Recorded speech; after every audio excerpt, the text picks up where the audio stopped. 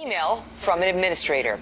Given the experiences and security concerns that some other schools have had with Shapiro speaking on their campuses, DePaul cannot agree to allow him to speak on our campus at this time. And while Ben was met with censorship and unruly protests earlier this year, he says this latest situation reveals a serious double standard.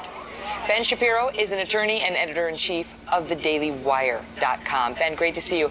Here we go again. You too. What is it exactly. they say is so objectionable about you? Well, what I love the most about this situation is that they don't even say that what I'm saying is so terrible. Instead, what they say is that because I've been met with violence at other campuses, this raises security concerns. So in other words, they can't keep their own students from assaulting people, so therefore they can't bring in speakers who disagree with the students. So basically we now have the rioters' veto. It doesn't make any sense whatsoever. If they get violent, but what they have is to it protect the specifically student from about the you? students. Because in the guy's letter, this is the, let's see. He is the student, the guy, okay, Bob Janis. He's the vice president of facilities operation who sent out this email. He doesn't make clear what it is that you say that's objectionable, but he seems to be trying to be getting covered by saying, if you want Dinesh D'Souza or Dana Lash, you can have them, but Shapiro,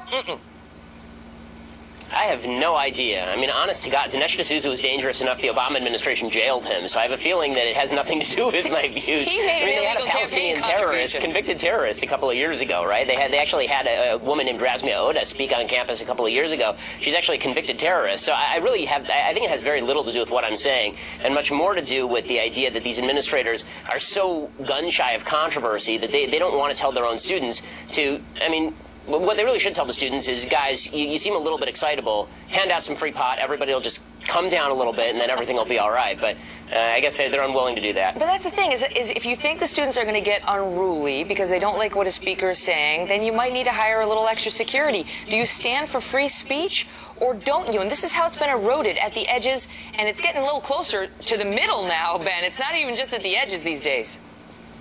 Yeah, that's right. And what my biggest problem is that what they're really doing is they're equating words with violence. So they're saying that the students get violence, therefore my words must be the driving factor in them getting violent. If this is how things are going to be from now on, free speech doesn't exist, because it really creates an incentive for people to get violent at protests and get violent when speakers come, to make sure that people, like the people they disagree with, don't get to show up on campus anymore. Free speech, the first